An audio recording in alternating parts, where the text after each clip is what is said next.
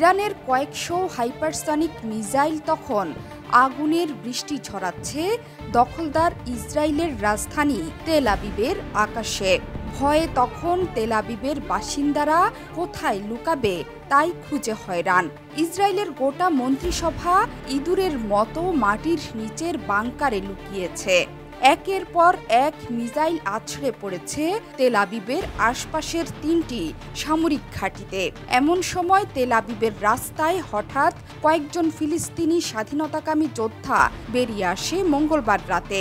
তারা শুরু করে এলোপাথাড়ি গুলি। এতে নিহত হয়েছে ৮ ইসরায়েলি, হতাহত হয়েছে কয়েকশো। মঙ্গলবার রাতে যেন নরক দেখল ইসরায়েল। গত কয়েকদিন ধরে যে সীমাহীন বর্বরতা শুরু হয়, লেবাননের ওপর বিমান থেকে বোমা মেরে মারা হচ্ছিল শত শত নিরীহ মানুষ, একদিনেই যেন তার শোধ নিল ইসলামী প্রতিরোধ আন্দোলনের ভরকেন্দ্র ইরান। জানা গেছে, ইসরায়েলের রাজধানী তেল আবিবে ফিলিস্তিনি যোদ্ধাদের অভিযানে কমপক্ষে ৮ দখলদার নিহত এবং ২০ জন আহত হয়েছে। তেহরান ভিত্তিক প্রেস টিভি এক প্রতিবেদনে জানিয়েছে, মঙ্গলবার সন্ধ্যায় ইসরায়েলের বাণিজ্যিক রাজধানীতে বন্দুক অভিযান চালায় এক দল ফিলিস্তিনি যোদ্ধা। এতেই হতাহতের ঘটনা ঘটে।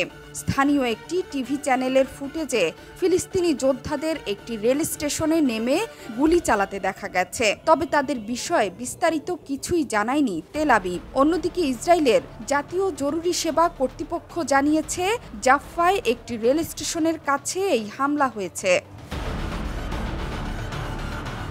হামলার পরপরই বেশ কয়েকজন আহতকে উদ্ধার করে স্থানীয় হাসপাতালে নেওয়া হয়েছে। হতাহতের সংখ্যা আরও বাড়তে পারে বলে আশঙ্কা করা হচ্ছে।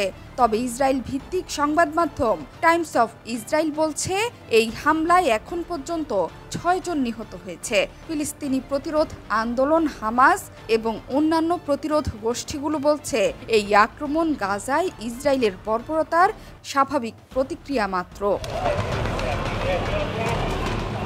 এদিকে ইরানি ক্ষেপণাস্ত্র হামলার মুখে প্রাণ ভয়ে ইসরায়েলি নিরাপত্তা মন্ত্রিসভা জরুরি বাংকারে আশ্রয় নেয়।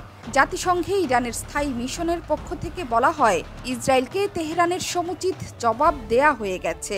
এক্সে দেয়া বার্তায় বলা হয়, সন্ত্রাসী কর্মকাণ্ডের প্রতি ইরানের আইনি, যুক্তিসঙ্গত ও বৈধ প্রতিক্রিয়া জানানো হয়েছে। বলেছে, ইসরায়েল যদি এর জবাব দেওয়ার সাহস দেখায় বা নৃশংসতার আরও কাজ করে, তবে পরবর্তী সময়ে আরও কঠিন প্রতিক্রিয়া দেখানো হবে। এই হামলা থেকে আঞ্চলিক রাষ্ট্রগুলো ও ইসরায়েল সমর্থকদের দূরে থাকতে বলেছে ইরান। জোহরা চৌধুরী সেতু, ৭১।